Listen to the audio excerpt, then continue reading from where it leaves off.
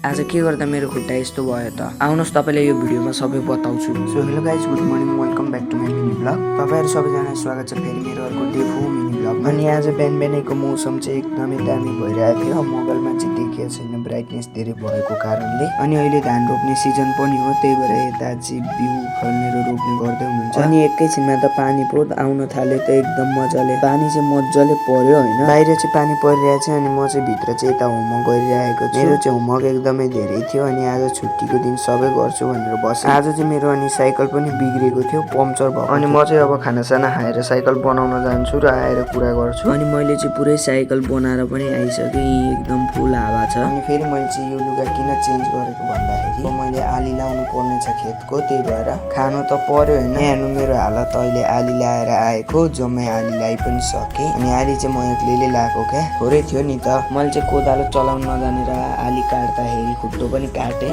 जे भए पनि म चाहिँ यता नुहाएर फ्रेस भएँ। नुहाइसकेपछि मलाई कस्तो भोक लाग्यो क्या, त्यही भएर म चाहिँ यता खाँदैछु। आँप खाइसकेर चाहिँ म एकछिन भिडियो एडिटिङ गर्न बसेँ। भिडियो चाहिँ 2 दिनको एकैतालि एडिट गर्न थियो क्या, त्यही भएर अलिक टाइम लाग्यो। आजको भिडियोमा यति नै गरौँ, अब अर्को नेक्स्ट भिडियोमा भेट्नुपर्छ।